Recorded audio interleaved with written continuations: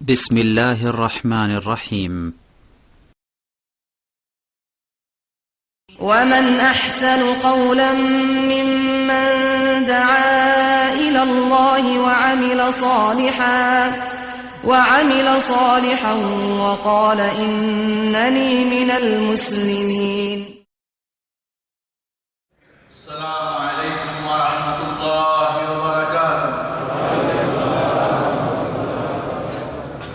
الحمد لله والصلاة والسلام على رسول الله وعلى آله وأصحابه ومن والاه أما بعد. أعوذ بالله من الشيطان الرجيم. بسم الله الرحمن الرحيم.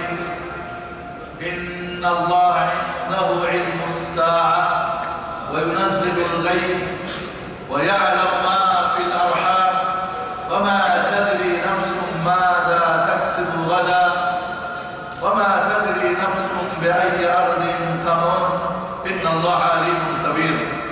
وقال سبحانه عالم الغيب فلا يظهر على غيبه أحدا إلا من ارتضى من رسول.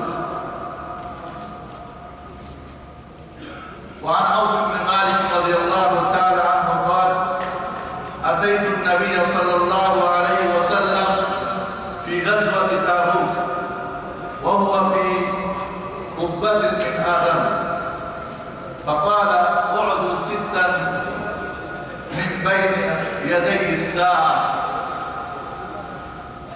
موتي ثم فتح بيت المقدس ثم موتان يأخذ فيكم كوعاص الغنم ثم استفاضة المال حتى يؤتى الرجل 100 دينار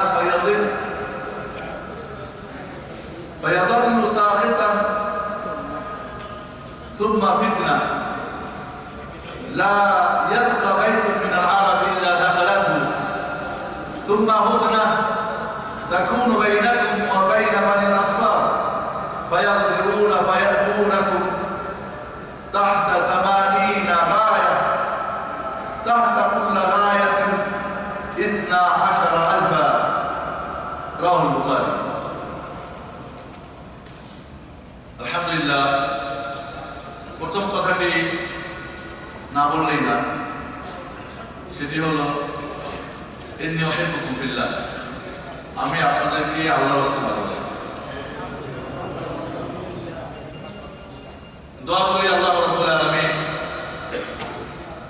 যেভাবে আমাদেরকে এখানে একত্রিত করেছেন, রোজ হাসরের ময়দানে আমাদের প্রিয় নবী মুহাম্মদুর রাসূলুল্লাহ সাল্লাল্লাহু আলাইহি সাল্লামের আশেপাশে যেন আমাদেরকে স্থান দেন, বিচার শেষে যেন জান্নাতুল ফিরদাউসে আলায় আমাদেরকে আল্লাহ কবুল করে নেন। আমিন। বন্ধুরা, দেখো সেই আসর থেকে আপনারা এই মাটির মধ্যে বসে দিন শিক্ষার চরম আগ্রহ নিয়ে আপনারা এখানে বসে আছেন। আমি অধমকে সর্বশেষ বক্তা রাখা হয়েছে, যদিও সবার আগে রাখা উচিত ছিল। বিষয়টা আপনারা জেনেছেন, কিয়ামতের ছোট আলামত, অনেক বড় আলামত। আলোচনা করতে গেলে সারা রাত শেষ করা যাবে না। সংক্ষিপ্তভাবে যে বিষয়টা না জানলেই না এমনটা আমরা আলোচনা করব। মূলত 3টা পয়েন্টের আলোচনা হবে। প্রথম, কেন আমরা কিয়ামতের আলামত জানব, এর গুরুত্ব কি, জানার প্রয়োজনীয়তা কি। দ্বিতীয়ত, আলামতগুলো কত প্রকার, কি কি। 3 নম্বরে কিছু ছোট আলামতের বিষয়ে আমরা জ্ঞান অর্জন করবো ইনশাআল্লাহ। তার আগে আমি সাধারণত ওয়াজ করার আগে কিছু কন্ট্রাক্ট করব। ব্যবসায় কন্ট্রাক্ট হয় না, কন্ট্রাক্টে যদি রাজি না হন তাহলে ওয়াজ করে লাভ নাই। প্রথমত, কন্ট্রাক্ট আমার সঙ্গে ঈমান কাকে বলে বলতে হবে। কি বলবেন? কারণ আমার আলোচনাটা ঈমানের সঙ্গে সম্পৃক্ত। জি বলেন, ঈমান কাকে বলে? ভাই বলতে প্লিজ, আপনি না বলবেন।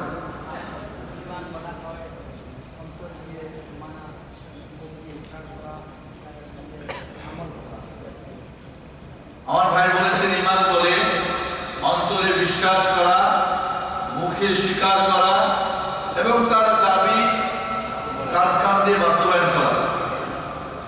মাশাআল্লাহ, চমৎকার হয়েছে। এর সঙ্গে আর একটু যোগ আছে, কি বলবেন? জি বলেন। ইমানের সংখ্যা আর একটু যোগ করতে হবে। জাযাকাল্লাহ খাইর। না প্লিজ, অন্য কেউ?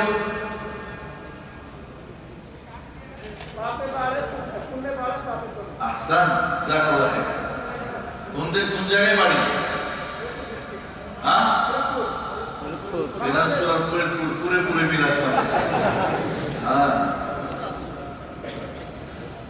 তাহলে ঈমান নেকির কাজে বাড়ে, পাপের কাজে কমে।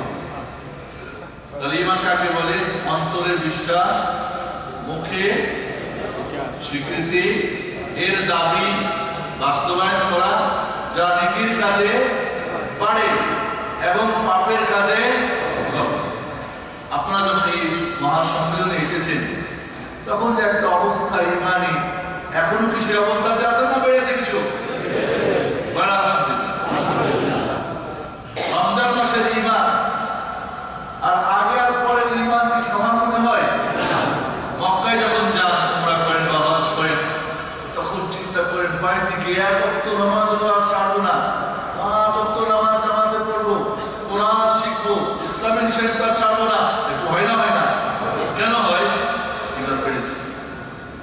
আসার পরে যখন বন্ধু বান্ধব, পরিবেশ, কাজ কাম সবকিছুর মধ্যে যখন একটা ঝামেলা আবার করতে থাকে, ফিল্ম আর দেখবো না,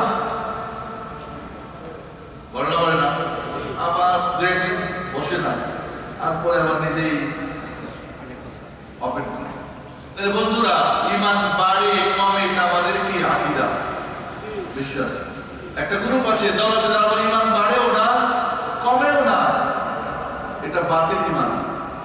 যারা মনে করে ঈমান শুধু মনে বিশ্বাস, মুখে স্বীকৃতি, এখানে কাজের কোনো দখল নেই, আমলের এখানে কোনো আমলের মাঝে নেই, এটাও বাতিল। এটাও কি বাতিল। যারা মনে করে ঈমান মানে, অনেকে বলে না, হুজুর যাই বলেন ঈমান ঠিক আছে। কেন বলে এই কথাটা? কারণ ওরা জানে ওই আকীদা ওদের, যে ঈমান বাড়েও না কমে না। ওদের আকীদা ঈমানের মাঝে আমলের কোনো দখল নেই। বিশ্বাস করেছি, মুখে বলছি, শেষ, আর কিছু করার করলো না, করলো না। এটাকে বলা হয় কি? মুরজিয়া। আর মুরজিয়া একটা বাতিল আকীদা। এই দলের আকীদা, বিশ্বাস আপনাকে লাগেন নাকি? যে না, ঈমান আমানতু বিল্লাহ বললাম, বাস অন্তর বিশ্বাস করলাম, মুখে বললাম, কাজ করার দরকার নেই, এরকম মনে করেন নাকি? না, ওদের ঈমান ঠিক আছে না, খবরদার।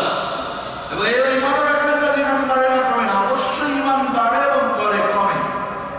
তাহলে আবারও আমি বিষয়টা, কারণ এই জিনিসটা অনেকে আমরা এখানে হাত উঠাতে বলেছি, মাত্র কয়েকজন, প্রত্যেককে এই বিষয়টা জানা বড় না, বড় না? ঈমান কাকে বলে জানা বড় না, বড় না?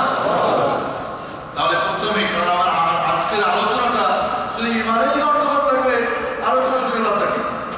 আমি কিন্তু আলোচনার আগে আমার আলোচনাটা বোঝানোর জন্য যা দরকার একটু ঝালাই করে নেওয়ার চেষ্টা করি, না হলে আপনি শুনবেন কিন্তু হয়তো বুঝবেন না।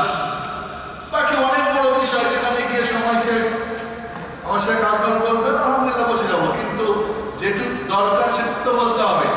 তাহলে ঈমান অন্তরে, বলেন ঈমান কাকে বলে? অন্তরে বিশ্বাস করা, মুখে স্বীকার করা, কাজে বাস্তবায়ন করা, নেকির কাজে বাড়ে, পাপের কাজে কমে না, শুধু জিরো হয়ে যেতে পারে।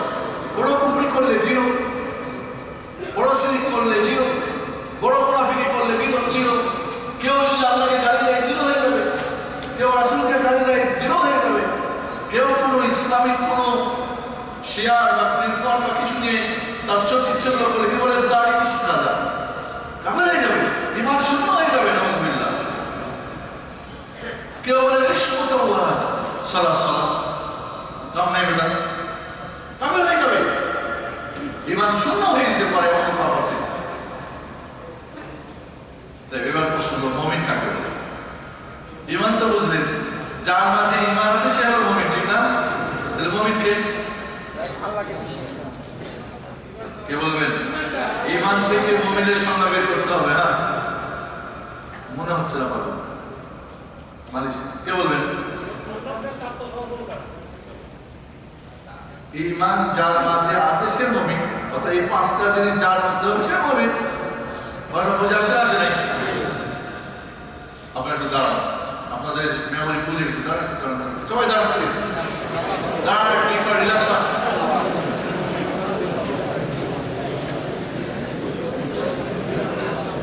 মাথাটা জানান না, বলে তো শেখ সাহেব কিছু করে আজকে আম করেছে, দর্শক করেন একটু মাথা একটু ভাঙে, শ্বাস টানেন দিতে কোনো করে আবার কেউ পালিয়ে যায় নাই সুযোগে। হ্যাঁ, বসে বসে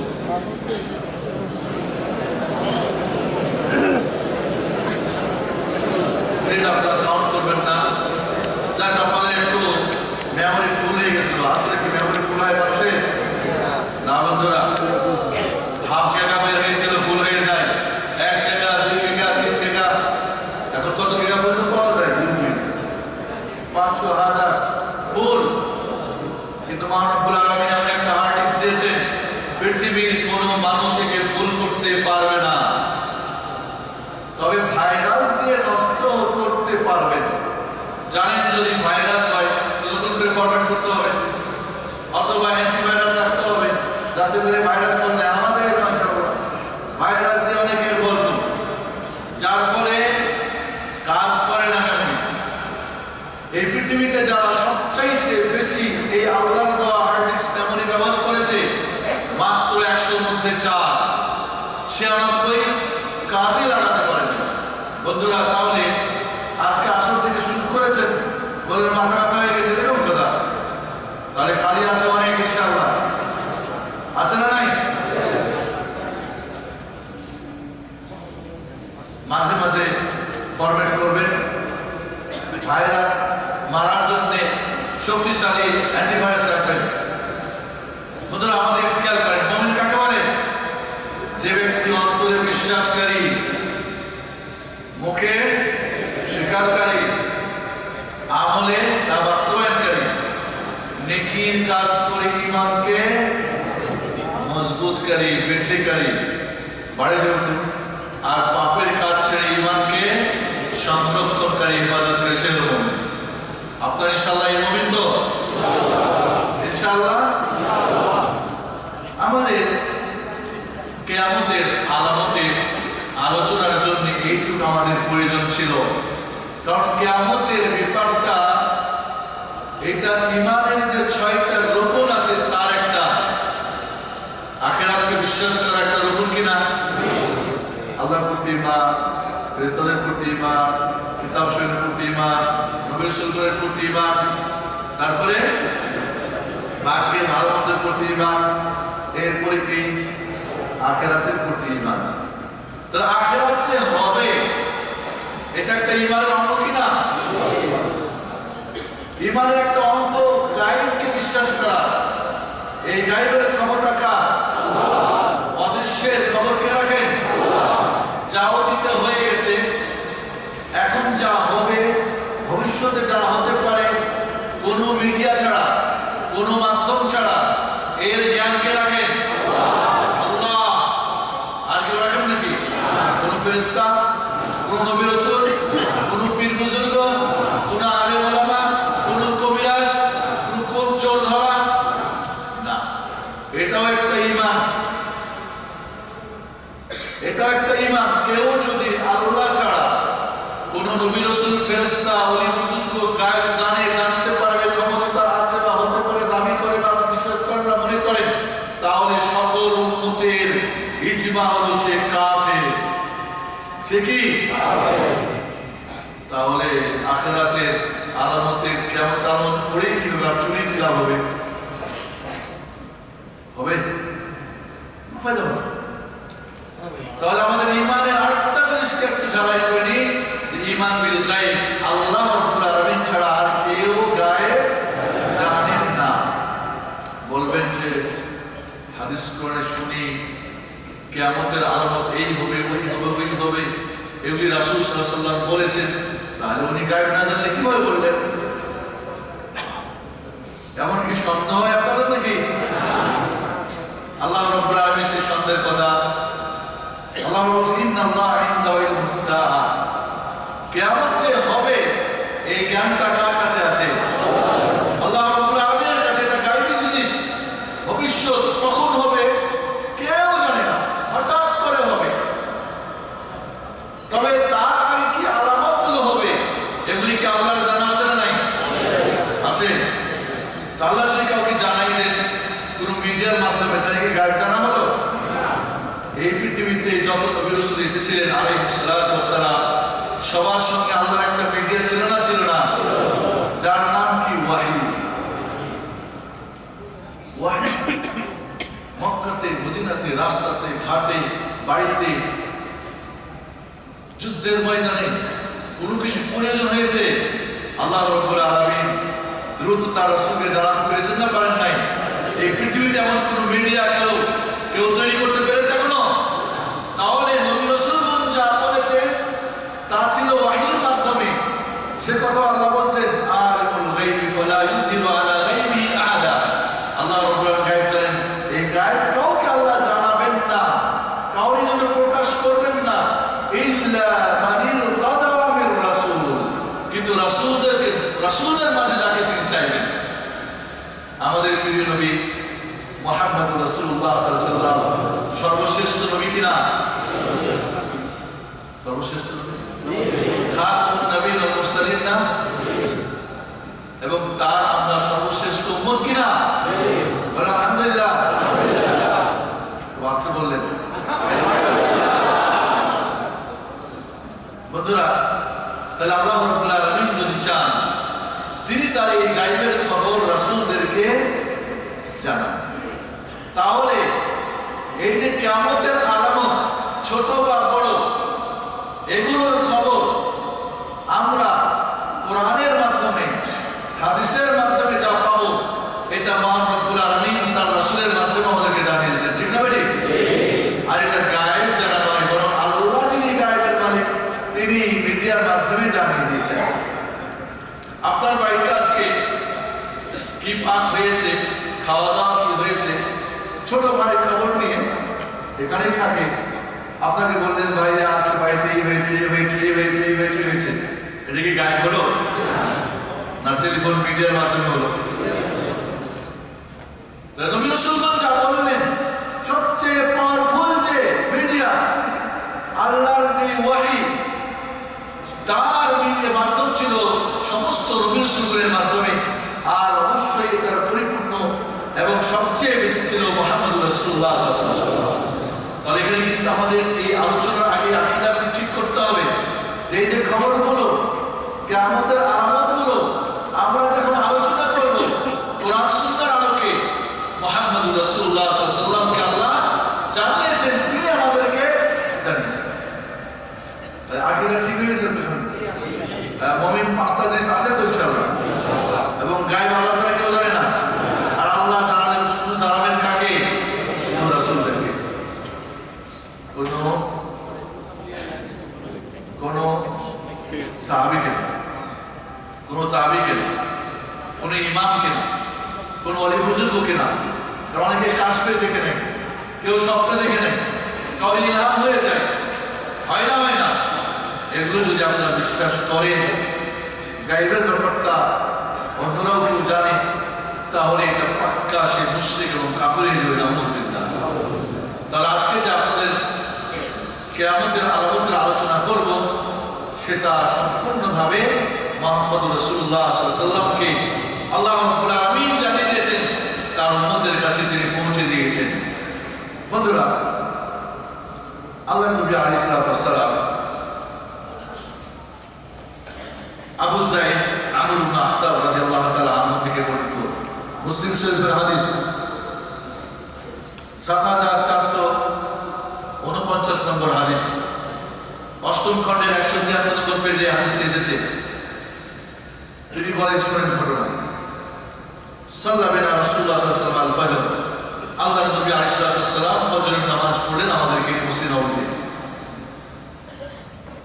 ওয়াসাইদাল মিম্বার, নামাজ শেষে কি মিম্বার আছে না? মিম্বার উঠে গেলেন, ফজরের নামাজ পড়ে মিম্বারে উঠলেন। ফাখাতাবানা, রাসূলুল্লাহ সাল্লাল্লাহু আলাইহি ওয়াসাল্লাম খুতবা মানে লেকচার দেওয়া শুরু করলেন। কয় ঘন্টা? 1 ঘন্টা, 2 ঘন্টা, 3 ঘন্টা, কি ভাবতে পারেন? হাত্তা হাদারাতুল যুহর, জোহর নামাজ পর্যন্ত।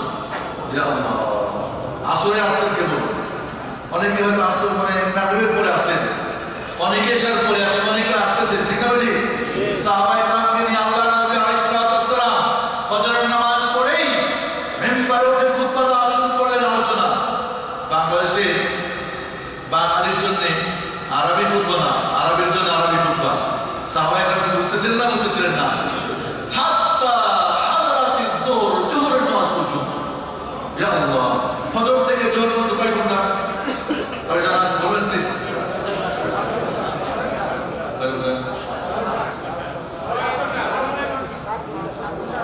যে জানে সে বলবেন। 7.5 ঘন্টা। ওকে, 7.5 ঘন্টা। মসজিদ নববীতে কি কুরসি ছিল? হিরার দরজা পিলার থাকতে পারে। সকালে নাস্তা করেছিলেন না? নাস্তা খেয়ে এসেছিলেন ভোরে? নাস্তাও নেই বেচারা, খুব হৃষ্টপুষ্ট ছিলেন। ইয়া আল্লাহ, ফজর থেকে জোহর পর্যন্ত খুতবা চলছে একাধারে, সাহাবায়ে কেরাম শুনতেছেন। ফানাজালা ফাসাল্লা, যখন জোহরের সময় হলো তিনি নামলেন, ফাসাল্লা বিনা জোহর, জোহরের নামাজ পড়লেন। সুম্মা সাইদাল মিম্বার, জোহরের নামাজ পড়ে আবার মিম্বারে উঠে গেলেন প্রিয় হাবিব মুহাম্মদ রাসূলুল্লাহ। ফাখাতাবানা, আবার শুরু করলেন লেকচার, ভাষণ দেওয়া শুরু করলেন। কতক্ষণ পর্যন্ত? হাত্তা হাদারাতিল আসর, আসরের নামাজ হয়ে গেল। আসরের নামাজের সময় হয়ে গেল। জোহর থেকে আসর কয় ঘন্টা? 3.5 আর 7.5 কত? 11 ঘন্টা মোটামুটি। আসর পর্যন্ত খুতবা চলতে আছে। সুম্মা নাযালা, এরপর আল্লাহ নবী আলাইহিস সালাম মিম্বার থেকে নামলেন। ফাসাল্লা বিনা, আল্লাহ আসর পড়লেন। এবার বললেন যাও। লা, সুম্মা সাইদা আল মিম্বার, সুম্মা সাইদা আল মিম্বার, দ্বিতীয়বার আবার নবী আলাইহিস সালাম মিম্বারে উঠে গেলেন।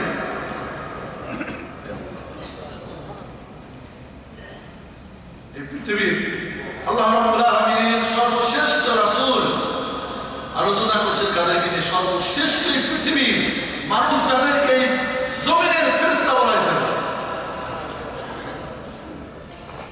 অবশ্য আবু বকর ছিলেন, ঠিক না? ওমর, উসমান, আলী আসলে অবস্থা ফজরের নামাজ আজ এখানে এখনকার মতো কি মসজিদ খালি ছিল না? কি মনে করছেন? 2-4 জনকে নিয়ে না মসজিদ নববী সমস্যা একটু। এরপরে ফাখাতাবানা, আসর থেকে আবার খুতবা শুরু করল। কতক্ষণ পর্যন্ত? হাত্তা গারাবাতিশ শামস, সূর্য ডুবে যাওয়া পর্যন্ত। ফাখবারানা বিমা কানা ওয়া বিমা হুয়া কাইন, সাহাবী আবু যায়েদ আমর ইবনে আখতাব বলেন, এই যে ফজর থেকে নিয়ে মাগরিব পর্যন্ত, ওই হিসাব বাদ হয়ে গেছে, ওদিকে 11 ঘন্টা হয়েছে, ঠিক না? আসর থেকে মাগরিব কয় ঘন্টা? 2.5 ঘন্টা। 2.5 আর 11.5 কত হলো? 13.5 ঘন্টা একাধারে লেকচার, শুধু নামাজের বিরতি। জোহর আসর, খাওয়া দাওয়া নেই, নাস্তা নেই, একটু ডালে বাড়ে গিয়ে কিছু করবেন তাও নেই। এই 13.5 ঘন্টা মুহাম্মদুর রাসূলুল্লাহ সাল্লাল্লাহু আলাইহি ওয়াসাল্লাম একাধারে খুতবা দিয়ে আবু যায়েদ আমর ইবনে আখতাব বলেন, যা হয়ে গেছে আর যা হবে সব কিছু তিনি বর্ণনা করেন।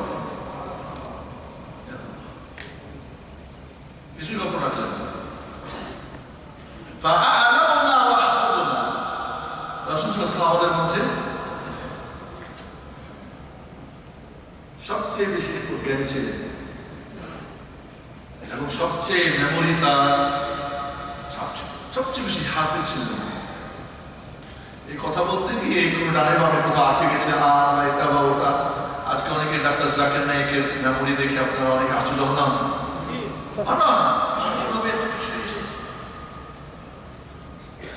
সাহাবী বলেন তিনি আমাদের মধ্যে সবচেয়ে বেশি জানা মানুষ ছিলেন, সবচেয়ে বেশি হাফেজ, পরিপাক হাফেজ ছিলেন।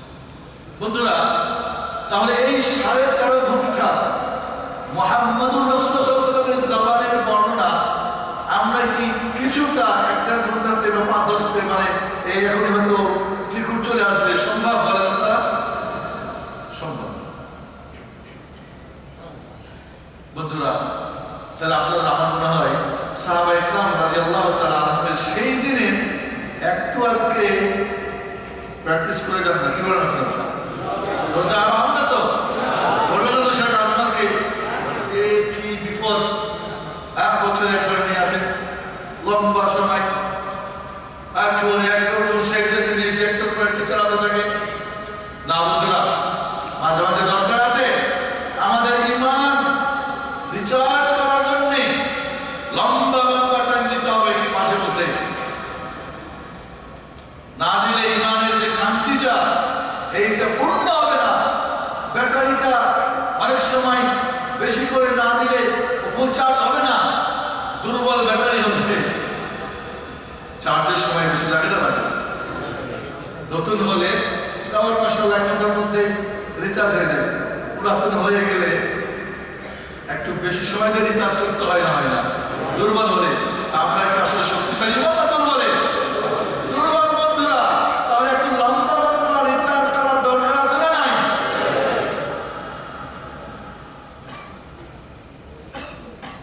তাহলে আমি কিন্তু শাবাব আর আপনারা হলেন শিয়া। বুড়ো এই জন্য বসে আছেন, আর জওয়ানের জন্য দাঁড়িয়ে আছেন। বুড়োরা বসে থাকে না, থাকে না? দেখা যাক আজকে বুড়ো আর ছোট প্রতিযোগিতা কে বেশি পারে আর কি। ঠিক আছে? আসলে বন্ধুরা, যেটুকু আলোচনা এই পর্যন্ত হয়ে গেছে আমাদের, এটাকে আপনারা ভাববেন না যে বিষয়ের আগে এত কিছু।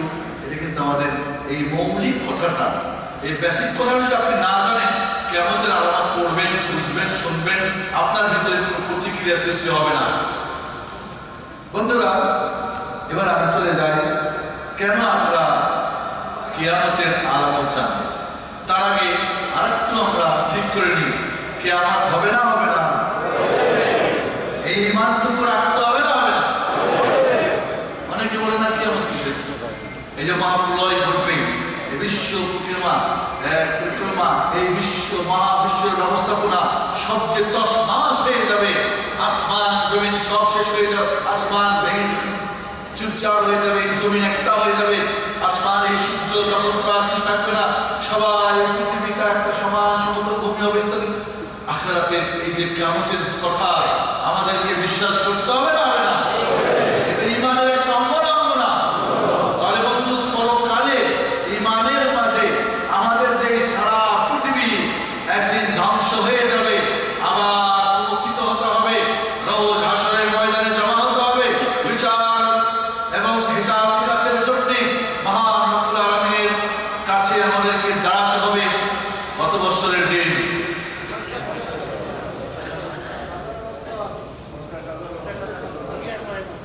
কয়দিন দাঁড়িয়ে থাকতে পারবেন এই দুনিয়াতে? কয়েক ঘন্টা দাঁড়ালে পা ব্যথা হবে না। এত বড় দাঁড়ানোর ব্যাপারটা সহজ করার ব্যাপার আছে না, নাই? এই জন্য আজকে আমার আলোচনা করতে। যদি ওই লম্বা দাঁড়াতে না পারে, না চান, তাহলে যদি বলে যে না মুখটা একটু গরমে কাজ করতে হবে, অফিসার হন, এসিতে বসে গাড়িতে বসে কাজ করতে পারবেন, লেখাপড়া করবেন না, দুষ্টামি করবেন, ডানে ডানে যাবেন, তাহলে তো আপনাকে কষ্ট করতেই হবে, হবে না? হবে না? তাহলে যেমন দুনিয়াতে যদি আপনি সময়ের মতো কষ্ট না করেন, তাহলে আপনাকে সারা জীবন কষ্ট করতে হয় না, হয় না? ঠিক না? তাহলে এই দুনিয়াতে যদি অল্প কিছু কষ্ট করে যান, সেই রোজ হাসরের ময়দানে আপনাকে লম্বা দাঁড়িয়ে থাকার কষ্ট করতে হবে না। সূর্য কষ্ট দূরে থাকবে, 1 মাইল দূরে। বর্তমানে সূর্য যেখানে আছে, এখান থেকে যে তাপমাত্রা এই তাপমাত্রা 50 পার হলে জীবনটা ত্রাই ত্রাই হয় না এসি লাগাও, ঘরে চলো, পানি খাও, ঠান্ডা খাও, বরফ খাও, হয় না রোজ কিয়ামতের ময়দানে যখন 1 মাইল দূরে আসবে তখন কত গরম হবে বলেন তো? হিসাবটা কষেছেন কোনদিন? 6000 ডিগ্রি সেলসিয়াস। 6000 এই মাত্র 15, 20, 30 এখনো শুরু হয়নি, বাচ্চা কাচ্চা দেশে শুরু করে দিয়েছে। আমরা একটু যারা স্বভাব তাদের একটু কষ্ট হচ্ছে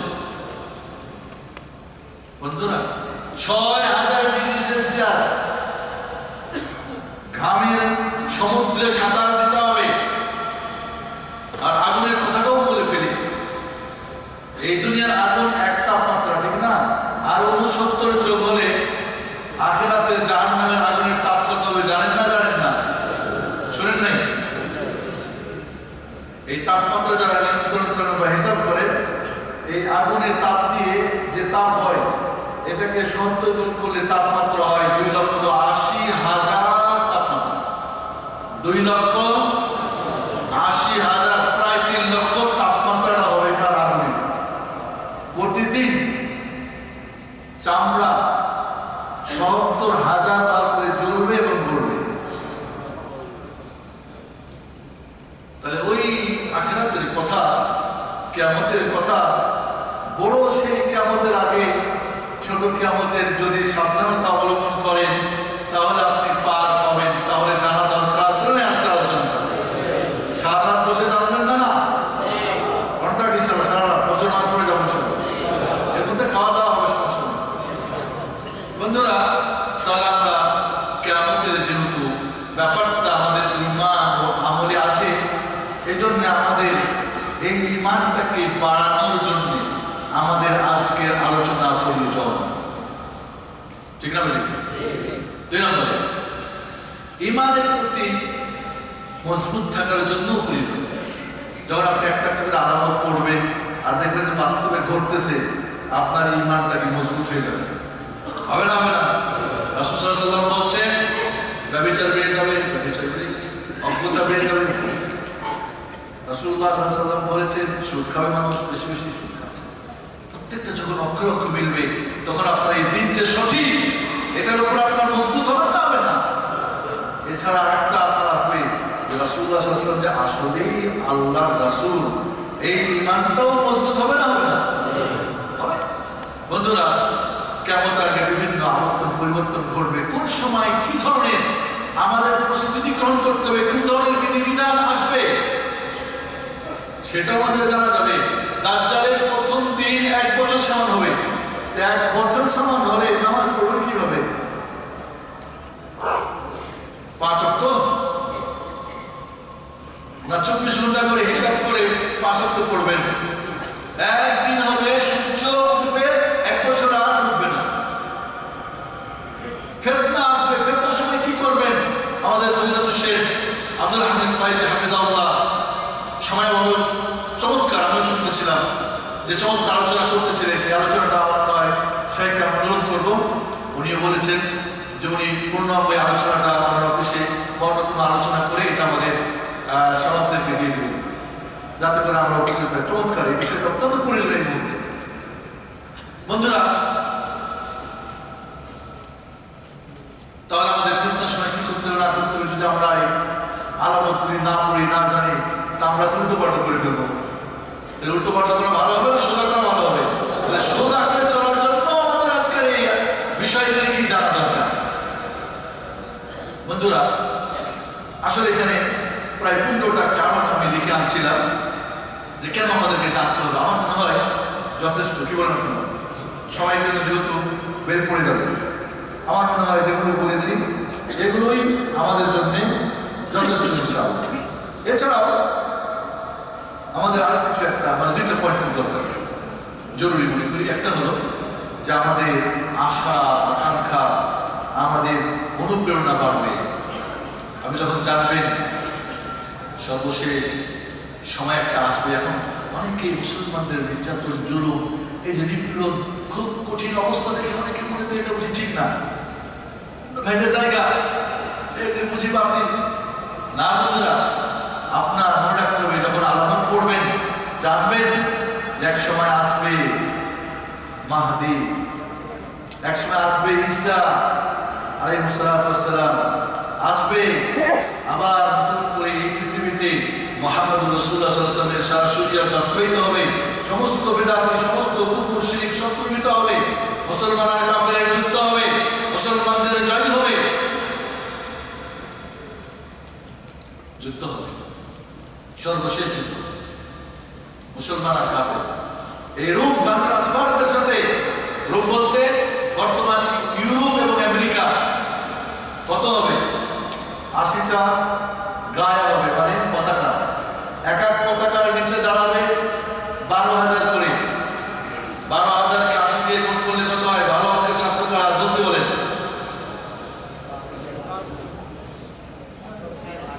9,60,000।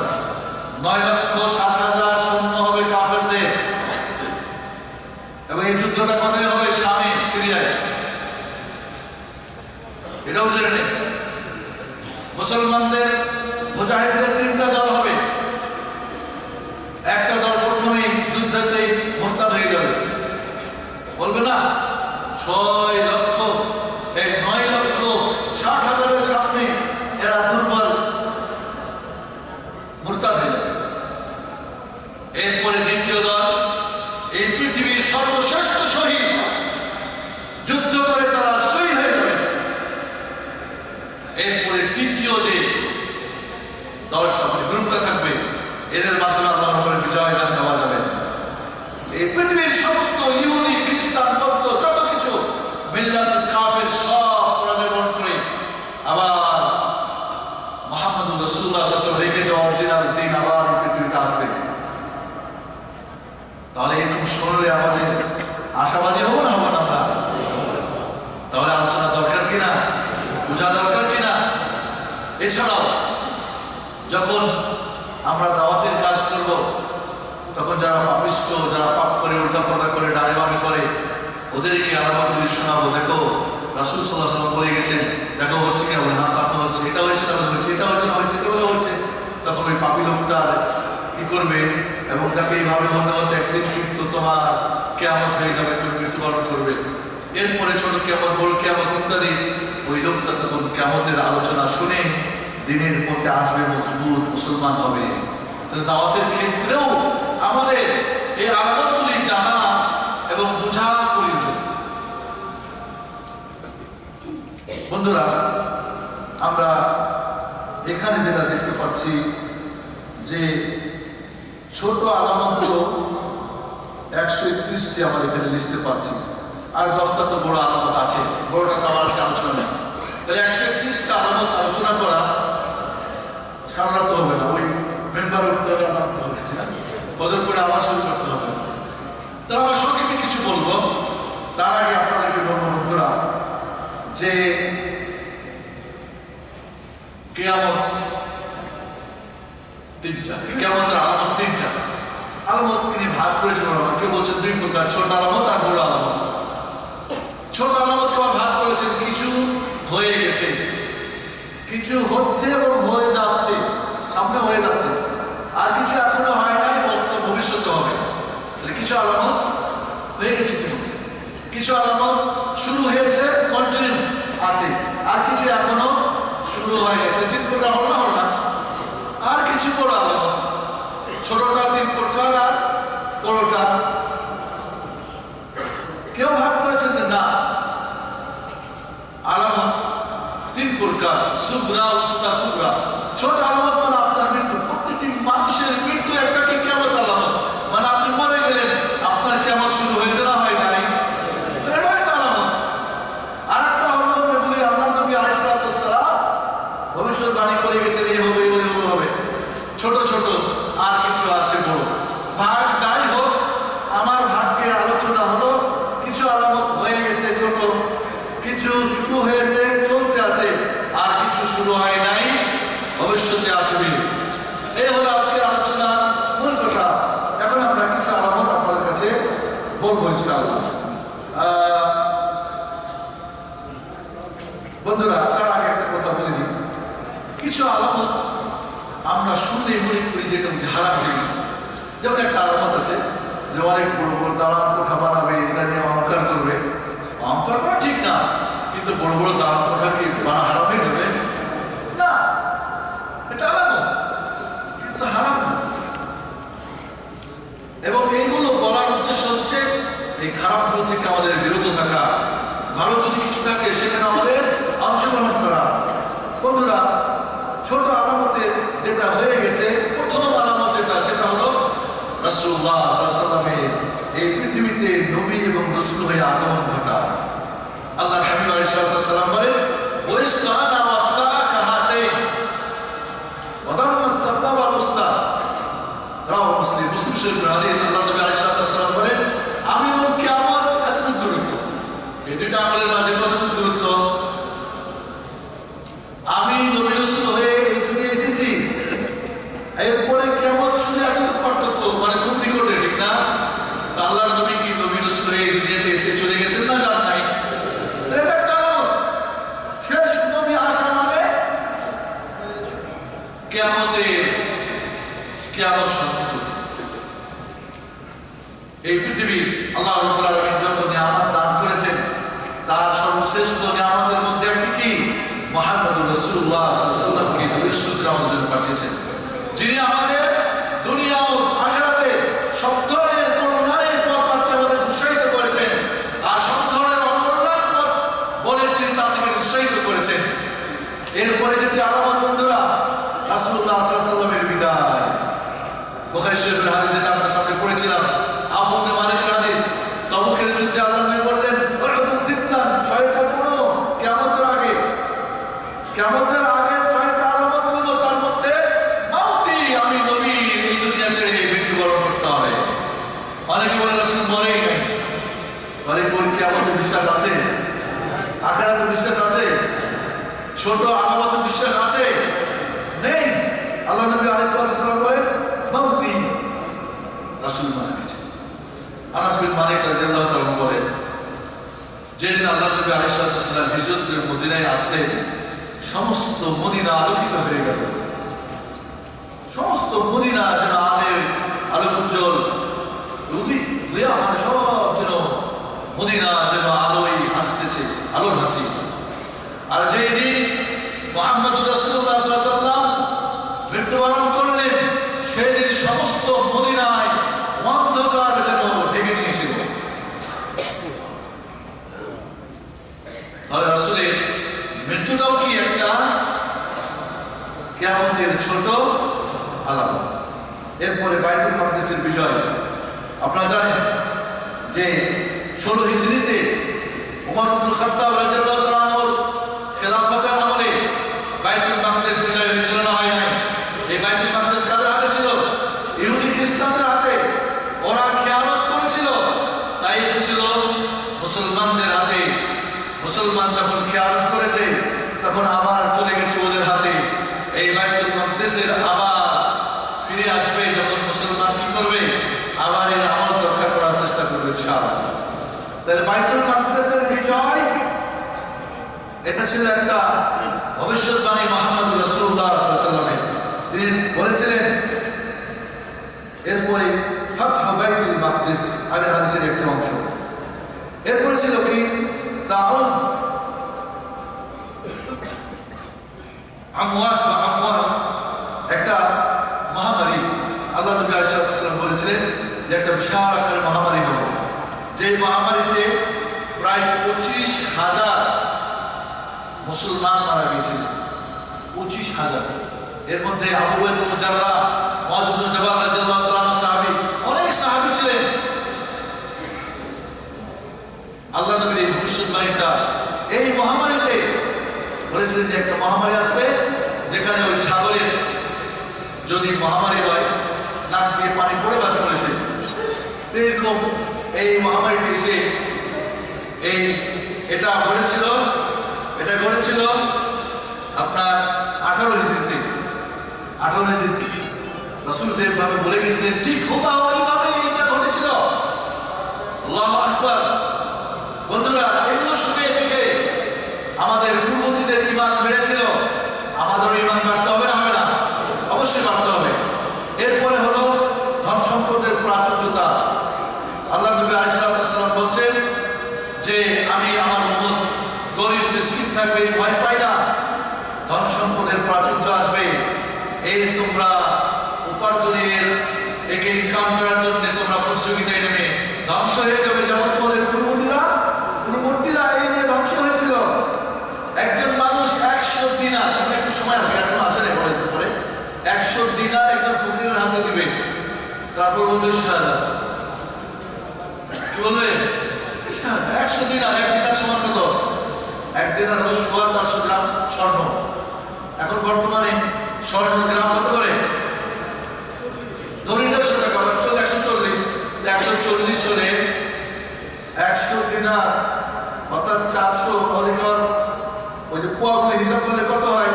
হিসাব করলে কত টাকা? তার 19,000। না মাফি তাহলে এমন একটা সময় আসবে যে মুসলমানের এত ধন সম্পদ আসবে যে 100 দিনার দিনে ফকির বলবে ইনশাআল্লাহ। এটা গ্রহণ করতে চাইবে না, নারাজ থাকবে, পাবে না কাউকে। এরপরে আসবে কি? ফিতনা। আল্লাহ নবী আলাইহিস সালাম বলেন ফিতনা আসবে, এমন ফিতনা অন্ধকার, সকালবেলার মুমিন বিকেলবেলা কাফের হবে, বিকেলবেলার মুমিন সকালবেলা কাফের হয়ে যাবে। যে আলোচনাটা আমাদের শেখ ফজিলাতুল শেখ আব্দুল হামিদ ফাইজি হাফেজাহুল্লাহ বর্ণনা করতেছিলেন, ফিতনা। এবং সবচেয়ে বন্ধুরা আমার শেখ আলোচনা করেছেন, আমি আপনাদের বলবো বর্তমান খেয়াল করেন, বর্তমানে সবচাইতে 4টি বড় ফিতনা। ওই ফিতনা মানে কলহ, বিবাদ, যুদ্ধ, বিগ্রহ, শিরক, কুফর, বিদআত, হারামি, মারামারি, কনকরাবি, দরাদরি, এইগুলো ফিতনার তো পরীক্ষা নিরীক্ষা, যাচাই বাছাই ইত্যাদি ফিতনার একাধিক অর্থ হয়। আল্লাহ নবী ফিতনা বেড়ে যাবে এবং ফিতনা থেকে বাঁচার জন্য সুন্দর যে পরামর্শ দিয়েছে সংক্ষিপ্ত, সেটা আপনারা নেবেন। আর আপনি বিস্তারিত জানতে চাইলে ওনার আলোচনা শুনবেন। এছাড়াও হয়তো আপনারা ইসলামী ফিকহ একটা বই আপনাদের হাতে পেয়েছেন, আপনারা ইসলামী ফিকহ 2 খণ্ড প্রায় 2500 পৃষ্ঠার একটা বই অনেকের হাতে এসেছে মনে হয়, তারা পেয়েছেন। ওখান থেকে একটা এখানে 2য় খণ্ডে পড়বেন, প্রায় 70 পেজ এই ফিতনা নিয়ে আলোচনা আছে। পড়লে ইনশাআল্লাহ আপনি ফিতনার ব্যাপারটা বুঝবেন এবং বাঁচবেন ইনশাআল্লাহ। বন্ধুরা সবচেয়ে বড় ফিতনা কয়টা বলছিলাম? 4টা। ভালো করে মেমোরাইজ করবেন। তার আগে যদি ভাইরাস লাগে একটু অ্যান্টিভাইরাস দিয়ে পরিষ্কার করে নিন। আমার সঙ্গে বলেন। 1 নাম্বার বলেন ফিতনাতুল খাওয়ারিজ। বলেন ফিতনাতুল খাওয়ারিজ। 2 নম্বরে ফিতনাতুর রাওয়াফিদ। এখন জিজ্ঞেস করবো কিন্তু ভালো করে নষ্ট করবেন, একদম জিজ্ঞেস করবো, যদি ফেল করেন 100 দিতে হবে না। প্রথম ফিতনা কি? ফিতনাতুল খাওয়ারিজ, খারিজিদের ফিতনা। 2 নম্বরে ফিতনাতুর রাওয়াফিদ, শিয়া রাফিজিদের ফিতনা। 3 নম্বরে ফিতনা ফিতনাতুস সুফিয়া। বলেন ফিতনাতুস সুফিয়া, সুফিবাদের ফিতনা। এই 3টা ফিতনা আসলে নাই। দায়েশ বাংলা ভাই আর মুফতি শক্তিদের সব জাহাদি দল ফল আসে নাই। আর শিয়া রাফিজিদের দেখতেছেন না ইরান, এরপরে ইরাক, তারপরে সিরিয়া, এরপরে লেবানন, এরপরে ফিলিস্তিন, এরপরে সৌদি, একটা করে প্ল্যান করতে চাচ্ছে না, করে না। ইয়ামানে চলছে না, চলে না আলোচনা। এইদিকে সিরিয়ায় চলছে না। এবং সৌদি সরকার হাফেজাহুল্লাহ যে সিদ্ধান্ত এখন নিয়েছেন, অনেকে বলে কি জন্য যুদ্ধ করে? যুদ্ধ করছে আমার পরিষ্কার সব বন্ধ হয়ে গেছে, চাকরি বাকরি নাই, বেতন নাই, বসে খাই। খবরদার ঈমান মুমিন মুত্তাকি কথা বলবেন না। আপনার পেট, আপনার ছেলে মেয়ে চেয়ে আপনার দিন বড় না। আকীদা ও ঈমানকে বাঁচানোর জন্য এই দেশের সরকার যে সিদ্ধান্ত নিয়েছে, সিরিয়ার বর্ডারে বা তুর্কিস্তানের বর্ডারে, আর ওইদিকে কোথায় ইয়ামানে, এটা হলো ফরজ, এটা হলো সবচেয়ে উত্তম প্রকৃত জিহাদ। একেই বলা হয় জিহাদ। আফগানিস্তানের জিহাদ হয়েছিল কিনা আমার জানা নেই, ইরাকে চলছে কিনা আমার জানা নেই। সঠিক জিহাদ কাকে বলা হয়?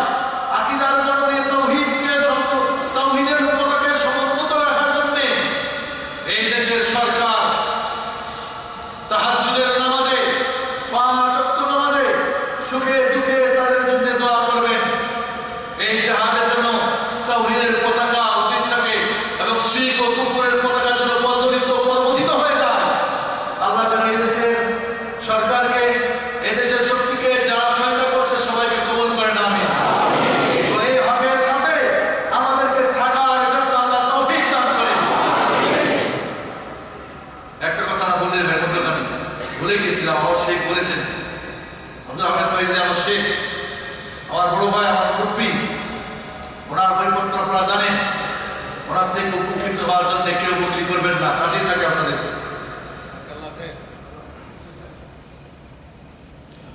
জাযাকুমুল্লাহ খায়র ওয়া বারাকাল্লাহু ফি জুহদি। বন্ধুরা,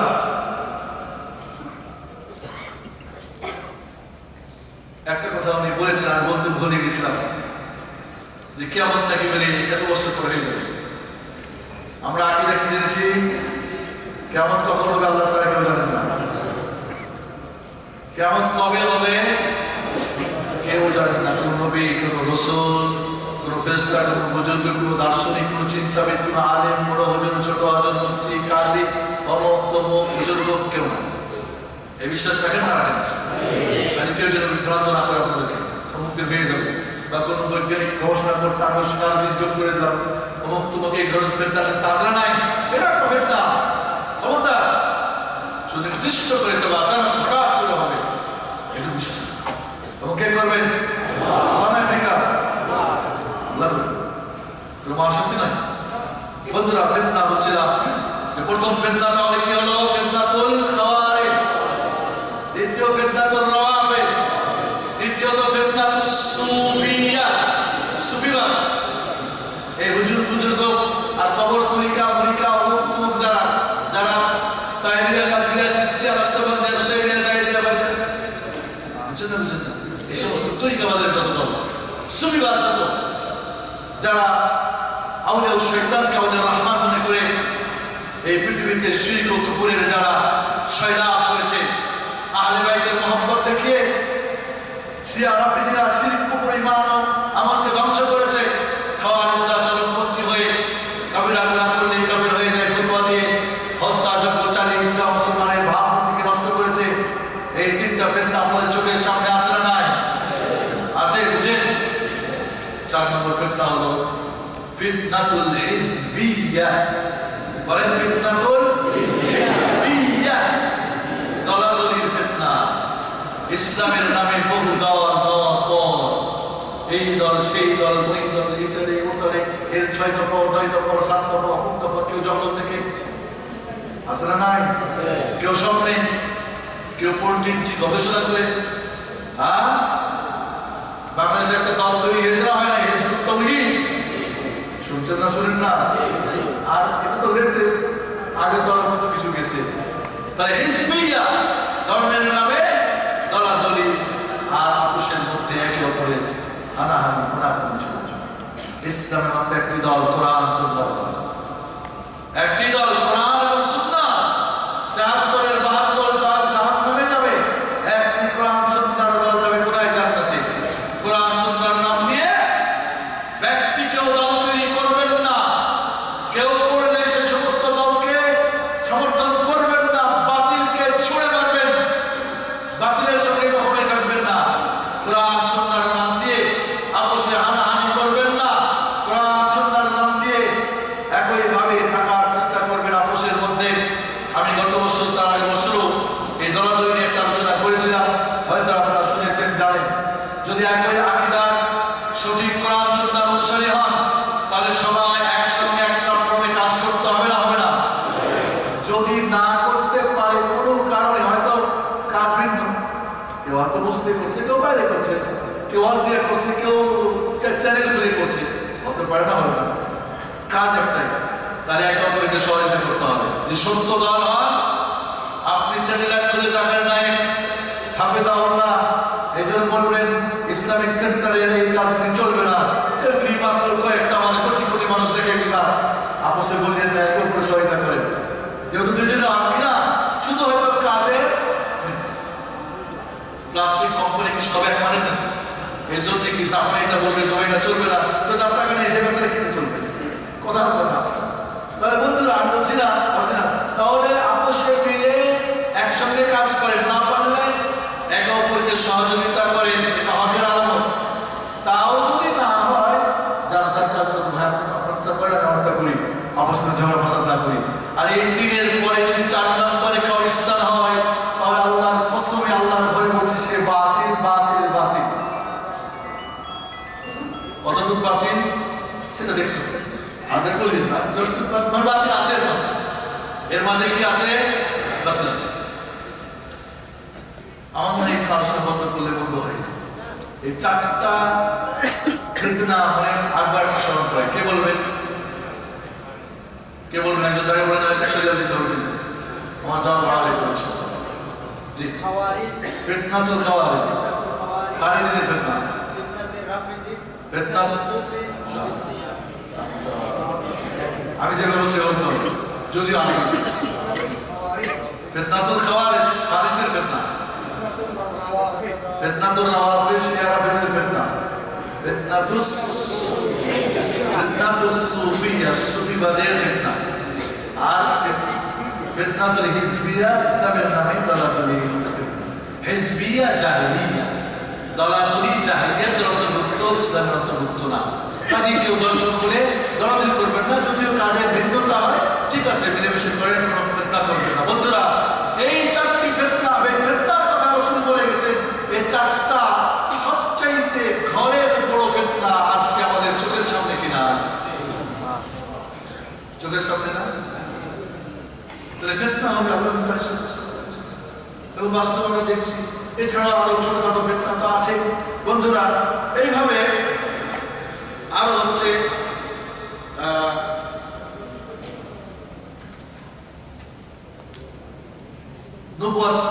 নবুয়তের দাবিদারের ফিতনা। আল্লাহ নবী আলাইহিস সালাম বলেছিলেন, আমার পরে 30 জন মিথ্যুক নবী দাবিদার, এদের এই ফিতনাগুলি হয়েছে।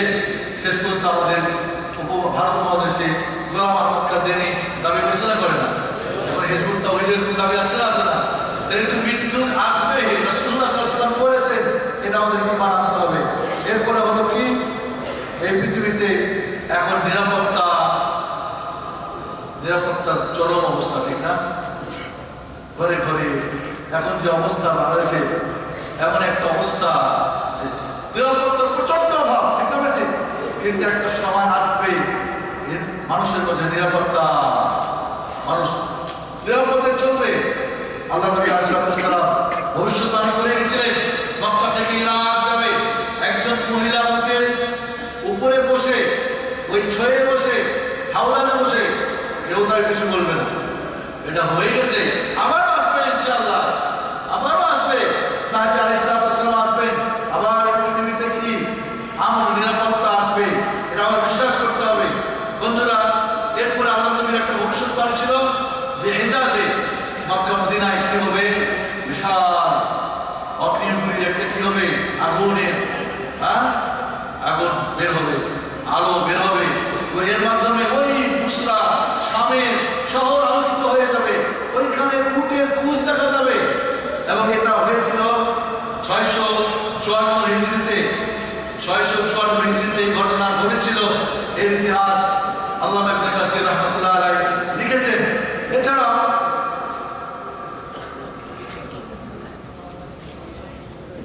এছাড়াও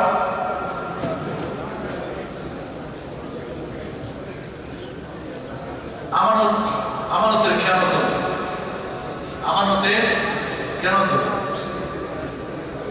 আল্লাহ নবী আলাইহিস সালাম বলেছেন,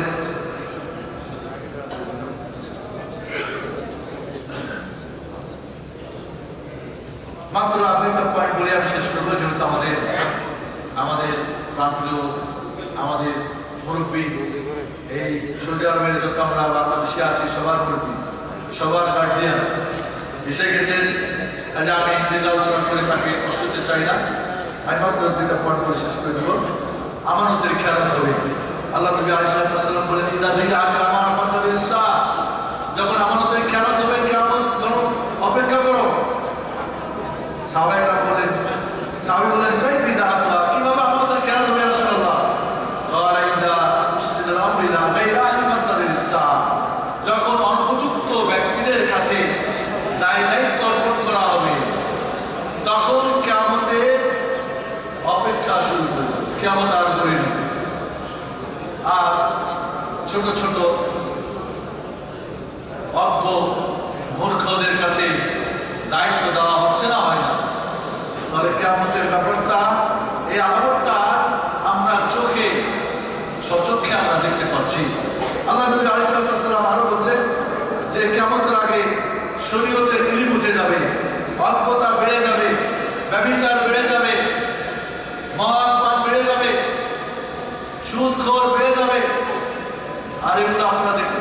পারছেন না।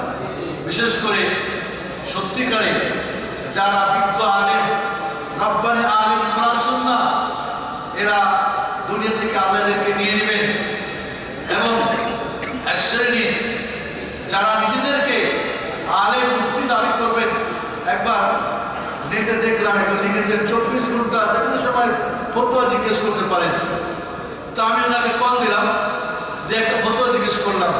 ফতোয়া দিলেন, বললাম দলিলটা কি? বেয়াদবি করবেন না।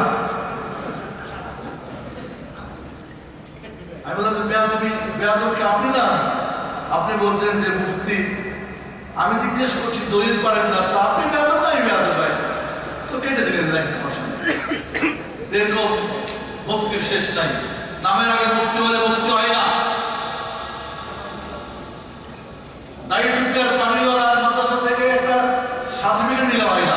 বন্ধুরা, এরকম এরিম উঠে যাবে, আলেম উঠে যাবে, জাহেলদেরকে মুফতি বানিয়ে ফতোয়া জিজ্ঞেস করা হবে, ফতোয়া দিবে, নিজেও পরভষ্ট পরভষ্ট করবে। বন্ধুরা, দেখুন ইসলামিক সেন্টার থেকে কিয়ামতের আলামত একটা বই কিনে নিয়ে পড়ে নেবেন। তবে শুরুর কথাগুলো আবারও স্মরণ করেছি, কিয়ামত নিয়ে যে আমাদের আকীদা বিশ্বাস, এটা যে আমাদের ঠিক থাকে। ধন্যবাদ সবাইকে যারা আজকে এই আয়োজন করেছেন। ইসলামিক সেন্টারের শেখ আজমান, এর সহযোগী, এবং যারা উপস্থিতি, এবং যারা এখানে আমাদের মেহমান, আমাদের বৈভুকেরা, আমাদের বাসায় যারা এসেছেন, সবাইকে আমাদের সর্বশেষ আমার পক্ষ থেকে আবারও প্রার্থনা মোবারকবাদ বিশ্বাস করছি।